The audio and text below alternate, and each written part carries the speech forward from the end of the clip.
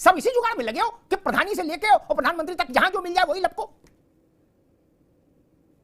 राजनेताओं को इस मोह से बचना चाहिए कि अपने को वीतरागी वैरागी नहीं घोषित करना चाहिए। लाखों लोग कर रहे हैं देश की अच्छी अच्छी सेवा, नेताओं से बेहतर सेवा कर रहे हैं।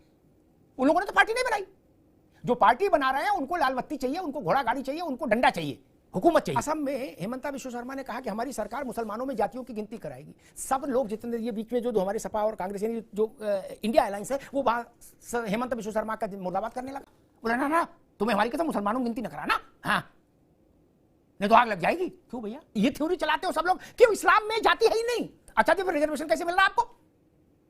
किस आधार पर रिजर्वेशन मिल रहा है? आप कंगन को फारसी क्या, पढ़े लिखे को फारसी क्या, बता दीजिए। और जो आप कह रहे थे कि आरएसएस ने ऐसा क्या कह दिया, तो अंबेडकर जी के बयान में कि जाति जनगणना से सामाजिक एकता और अखंडता का खतरा भी पैदा हो सकता है, लेकिन होनी भी चाहिए। यही जो गोल गोल घुमाया जा रहा है, चाहे वो बीजेपी की तरफ से हो चाहे आरएसएस की तरफ से हो, इसी पे कांग्रेस की आपत्ति। हमको तो माँ गंगा ने बुलाया है और गंगा जी अपने बदहाली पे आंसू बहा रही हैं।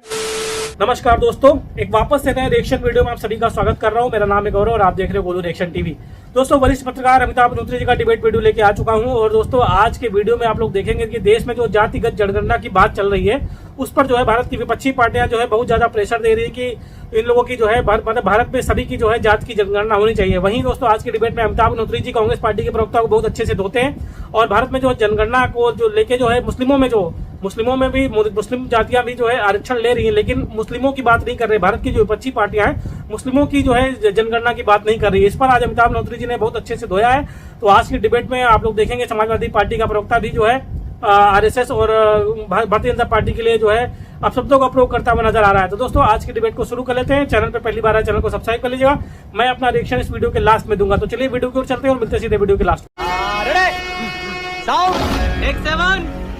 इसमें जातिगत जनगणना होनी चाहिए मेरी दृष्टि में, लेकिन इसमें यह भी हो कि मुस्लिमों के भीतर भी जातियों का वर्गीकरण और उसकी संख्या सामने देश के आनी चाहिए। भाई जब जातियों के आधार पर मुस्लिम वर्ग में भी आरक्षण है ना, पिछड़ों में आरक्षण मिल रहा है ना, उनको वो जातियों के आधार पर ही मिल रहा है, धर्म के आधार पर तो मिल नहीं रहा। तो उनकी भी गिनती हो जाए। नहीं यादव जी, फिर ये नहीं चले कि अब इस्लाम में जाति प्रथा नहीं है, फिर ये थ्योरी नहीं चले। नहीं, एक बार हो ही जाए, फरियाद लो। अमिताभ जी क्या ऐसा कोई प्रावधान है क्या कि धार्मिक आधार पे जाति जनगणना होती है? ऐसा कोई प्रावधान तो मुझे नहीं लगता कि है कि भाई हिंदू की होगी, मुसलमान की नहीं होगी, या ईसाइयों की नहीं होगी और फलाने की नहीं होगी। ऐसा कोई धार्मिक आधार पे जनगणना तो मैंने सुना नहीं था। जनगणना होगी तो हिंदुस्तान के जितने नागरिक है सबकी जनगणना होती है। इसमें सवाल कहाँ से कोई पैदा होता है? देखिए मूल सवाल जो है आरएसएस का वो बयान, जो बयान आपने दिखाया, उस बयान के पीछे का लॉजिक समझिए कि जो दल या जो संगठन सत्ता के लिए भगवान को बदल सकता है अमिताभ जी, वो अपनी राजनीतिक ट्रैक भी बदलता रहता है। उन्होंने 10 साल पहले देखिए हमको तो माँ गंगा ने बुलाया है और गंगा जी अपने बदहाली पे आंसू बहा रही हैं। उसके बाद हम भगवान राम, अब वहां से धक्के खाए तो जय जगन्नाथ। तो जो दल या जो संगठन अमिताभ जी अपने भगवान के प्रति लॉयल नहीं है, वफादार नहीं है, वो व्यक्ति किसी समाज के प्रति वफादार कैसे हो सकता है? वो अगर वफादार है तो सिर्फ और सिर्फ अपने सत्ता के प्रति वफादार है और वो किसी के प्रति वफादार। ठीक, मुझे आज तक ऐसी पार्टी नहीं ढूंढ पाया, ऐसा नेता नहीं ढूंढ पाया जो सत्ता के प्रति वफादार होने के अलावा और किसी के प्रति वफादार हो। सब उसी की 3-13 में लगे हो भैया, कुछ और काम कर रहे हो है? ऑल वेदर रोड बना रहे हो क्या पहाड़ काट के उत्तराखंड में? सब इसी जुगाड़ में लगे हो कि प्रधानी से लेके और प्रधानमंत्री तक जहां जो मिल जाए वही लपको। राजनेताओं को इस मोह से बचना चाहिए कि अपने को वीतरागी वैरागी नहीं घोषित करना चाहिए। सब एक ही बाजार में खड़े हो, एक ही सा धंधा है, एक ही सी बात है। अगर आपको चुनाव से लेना देना, सत्ता से लेना देना नहीं, तो फिर चुनाव वाली पार्टी रजिस्ट्रेशन नहीं करानी चाहिए थी। देश की सेवा तो बिना पार्टी की भी हो सकती है त्रिपाठी जी। नहीं, लाखों लोग कर रहे हैं देश की अच्छी अच्छी सेवा, नेताओं से बेहतर सेवा कर रहे हैं। उन लोगों ने तो पार्टी नहीं बनाई। जो पार्टी बना रहे हैं उनको लाल बत्ती चाहिए, उनको घोड़ा गाड़ी चाहिए, उनको डंडा चाहिए, हुकूमत चाहिए। फिर ये मत कहिए कि नहीं हम तो सरसैया घाट पर राउटी लगा के रह रहे हैं ना। मैं ही नहीं समझ पा रहा। एक तरफ सुजाता जी हम ये कहते हैं कि हाँ जातिगत जनगणना होनी चाहिए, आंकड़े होने चाहिए, ब्ला ब्ला ब्ला, फिर साथ में कहते हैं लेकिन समाज को तोड़ने की कोशिश हो रही। ये क्या तरीका है? मैंने शुरुआत में कहा था गांव में सब जानते किस घर किसके कितने घर हैं, ठीक? वहां समाज टूट गया। समाज तो शहरों में टूटा जहां लोग नहीं जानते, गांव में तो आज भी जुड़ा हुआ है। ये गुड़ खाओ गुलगुले से परहेज क्यों हो रहा है? बोले नहीं इधर भी झोला रख दो और उधर भी झोला रख दो, दोनों सीटों पर तो झोला नहीं रखा जाएगा। भाजपा को एक रास्ता तो तय करना होगा। राहुल गांधी ने क्या कहा, गलत कहा, सही कहा, राहुल जी भुगते, ठीक? राजीव गांधी राहुल गांधी का कंट्राडिक्शन कांग्रेस भुगतेगी। लेकिन भाजपा को तो अपनी राय रखनी चाहिए स्पष्ट तौर पर। आप देश में शासन कर रहे हैं, तब ये कहना हमको मना कर रहे हैं, गुड्डू चाहे तो करा ले, पप्पू चाहे तो करा ले। ये भाई कराएंगे तो आप ही, गुड्डू पप्पू कराए तो होगा क्या? मुझे लगता है कि आज जो संघ का जो बयान आया है वो शायद इसी दिशा में बढ़ता हुआ कदम है। उन्हें पता है कि सरकार को जातीय जनगणना करवाना होगा, क्योंकि जहां जहां राज्यों में चुनाव है वहां भी जातीय जनगणना एक मुद्दा है। और वैसे भी सरकार को काम करने के लिए डेटा की जरूरत होती है, तो आप करवा लीजिए, उसमें एक स्पष्टता। मुझे लगता है अब समय आ गया है कि स्पष्टता दे दीजिए। और स्पष्टता होने के बाद ये बात तो जरूर सामने आएगी कि कौन सी जाति को कितना रिजर्वेशन का फायदा मिला है और किस जाति को आगे आना चाहिए। तो दूध का दूध पानी का पानी वैसे भी हो जाएगा। जो लोग आज ओबीसी के जात की राजनीति करते हैं उनके मुंह से भी मुखौटा निकल जाए कि वो पीडीए है या फिर सिर्फ एक जात की राजनीति करते हैं।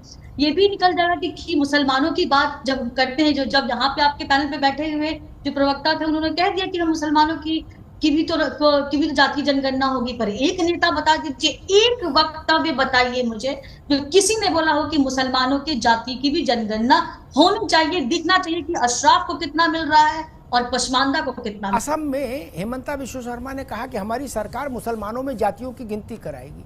सब लोग जितने ये बीच में जो हमारे सपा और कांग्रेस यानी जो इंडिया अलायंस है वो वहां हेमंत बिश्व शर्मा का मुर्दाबाद करने लगा। बोला ना ना तुम्हें हमारी कसम मुसलमानों में गिनती न कराना, हाँ नहीं तो आग लग जाएगी। क्यों भैया? अभी अशोक जी करे नहीं वो तो सबकी होगी, डोंट वरी, ठीक बात है। वहां क्यों नहीं कहे असम में? तब तो ये थ्योरी चलाते हो सब लोग कि इस्लाम में जाति है ही नहीं। अच्छा जी फिर रिजर्वेशन कैसे मिल रहा है आपको? किस आधार पर रिजर्वेशन मिल रहा है? मैं जैसा मैं भाजपा के लिए कह रहा हूं वैसे इंडिया गठबंधन के लिए भी कह रहा हूं। ये डबल खेलने की कोशिश मत करिए, इसमें चोटिल हो जाएंगे मित्र, आप हो चाहे आप हो। ये हिटर रन नहीं चलेगा। और अगर कांग्रेस को या भाजपा को किसी को लगता है कि देश में समझ कम है, हमारे पास समझ ज्यादा है, तो फिर वो समझ लीजिए गलती के मुहाने पर खड़े हैं, गलती की देहरी पर खड़े हैं। त्रिपाठी जी, आप कंगन को आरसी क्या, पढ़े लिखे को फारसी क्या, बता दीजिए। और जो आप कह रहे थे कि आरएसएस ने ऐसा क्या कह दिया, तो अंबेडकर जी के बयान में कि जाति जनगणना से सामाजिक एकता और अखंडता का खतरा भी पैदा हो सकता है, लेकिन होनी भी चाहिए। यही जो गोल गोल घुमाया जा रहा है, चाहे वो बीजेपी की तरफ से हो चाहे आरएसएस की तरफ से हो, इसी पे कांग्रेस की आपत्ति है। हम खुलकर आज कह रहे हैं, आज का स्टैंड। आप अतीत में लौटते रहिए। अभी रत्नाकर जी ने 1951 से बात शुरू की, शायद किताबें भी देखने की इनको फुर्सत नहीं होगी तब तक, और उम्र कितनी होगी उसका भी अनुमान लगा लें। लेकिन नेहरू जी से बात शुरू कर, हम तो आज की बात कर रहे हैं और कह रहे हैं। मुस्लिमों वाला मुद्दा आया, उसके लिए भी हम बता रहे कि कब हमने कहा कि किसकी नहीं होनी चाहिए। जो ये राज्य सरकारें मुद्दा उठा रही हैं, अमिताभ जी आप विद्वान पत्रकार हैं, ये सिर्फ केंद्र सरकार आज बताए। डबल सरकार, ताकत, महामानव, ईश्वर से आए डायरेक्ट, वो बता दें जाति जनगणना चाहते हैं या नहीं। कांग्रेस हमारी सरकार बनेगी और हम जाति जनगणना कराएंगे। कांग्रेस दलितों के पक्ष में है, पिछड़ों के पक्ष में है। ये स्थापित करने के लिए अभी कांग्रेस को माइल्स टू गो वाली स्थिति है। गांधी परिवार को बहुत दूर तक जाना होगा, तब इस देश का दलित और पिछड़ा इस बात को महसूस करेगा। भारत की राजनीतिक पिछले 50 वर्ष की राजनीति को ध्यान से देखिए। ये देवीलाल, ये मुलायम सिंह, ये शरद यादव, ये लालू प्रसाद यादव, ये नीतीश कुमार, ये सब लोग, मायावती, काशीराम, ये सब लोग कांग्रेस से दलित और पिछड़ों का जो मोह भंग हुआ उसी से उपजे ना। इसलिए कांग्रेस अभी मैं नहीं मानता कि दलितों और पिछड़ों की स्वाभाविक पार्टी हो गई, नहीं, मैं ऐसा नहीं मानता। उत्तर प्रदेश में पिछड़ों को की गोलबंदी अखिलेश यादव के इर्द गिर्द हो सकती है, लेकिन वो प्रमोद तिवारी को और सलमान खुर्शीद को पिछड़ों का नेता नहीं मानेंगे ना। इसलिए कांग्रेस को अभी और कुर्बानियां देनी होंगी ये स्थापित करने के लिए कि नहीं, अब हम बदल गए। वाणी नहीं, कर्म से बदलना होगा, कर्म से। वाणी से बदलना होता तो सभी लोग जो अच्छा बोलना जानते हैं वो सब बदल गए होते नहीं। दूसरी बात मैं भारतीय जनता पार्टी के लिए भी कहूंगा, लड़के के लिए प्रस्ताव आया लड़के की शादी का, तो रत्नाकर जी सुनिएगा, है। अब लड़के की अम्मा ने लड़के के बाबूजी से पूछा, सुजाता जी आप भी सुनिए, बड़ा रोचक है। वो लड़के के बाबूजी से पूछा कि भाई बताओ शुक्ला जी की बिटिया पसंद है, कर ले शादी? हाँ बोल दे। बोले मेरा कोई विरोध नहीं है। वो कहे विरोध नहीं है, सीधे बोलो ना, हाँ करें कि नहीं करें, नहीं बाद में हमारी जान खाओगे। बोले नहीं मेरा कोई विरोध नहीं, देख लो क्या, अगर ठीक चले सर घर मिल के चले भविष्य में तो देख लो, बाकी तो अब इस बात का क्या अर्थ निकालें। देश चाहता है ये कहिए कि शुक्ला जी की बिटिया से शादी करनी है कि नहीं करनी। रत्नाकर समझ गए ना, ढेर बुद्धिमानी से आदमी थरूर हो सकता है, राजनेता नहीं हो सकता है, ध्यान रखिएगा। क्या थरूर हो जाएगा, लेकिन मुलायम सिंह नहीं हो सकता, ये जान ली, कल्याण सिंह नहीं हो सकता। वो जहां जाएगा उसकी फोटो खिंचाने वाले लोग रहेंगे, लेकिन भारत की समाज की नब्ज नहीं समझ पाएगा। खत्म, bye bye, tata, good bye, गया। तो दोस्तों वीडियो हो चुका है समाप्त। अगर यहाँ तक आप लोगों ने वीडियो देख लिया तो आप सभी से रिक्वेस्ट है कि चैनल को सब्सक्राइब जरूर कर ले, साथ ही साथ बेल वाले आइकन को प्रेस करके ऑल पे क्लिक कर लीजिएगा, जिससे जब भी हमारा वीडियो अपलोड होगा उसका नोटिफिकेशन आपके पास आ जाएगा। तो चलिए दोस्तों वीडियो की बात कर लेते हैं। और दोस्तों वीडियो में आप लोगों ने देखा कि वरिष्ठ पत्रकार अमिताभ अग्निहोत्री जी ने बहुत अच्छा विश्लेषण किया, और जो जातिगत जनगणना की बात हो रही है उसको लेकर अमिताभ अग्निहोत्री जी बिल्कुल सही कह रहे हैं कि जैसे गाँव में आप लोगों ने देखा होगा, गाँव में सबको जो है अपने आस पड़ोस की जाति पता रहती है कि कौन किस जाति का है, क्या कुछ है, और वही शहर में जो है नहीं पता रहता है। और जातिगत जनगणना की बात को लेकर आरएसएस भी जो है सामने आ चुका है, और उसने भी बयान दे दिया है कि मतलब जनगणना होनी चाहिए।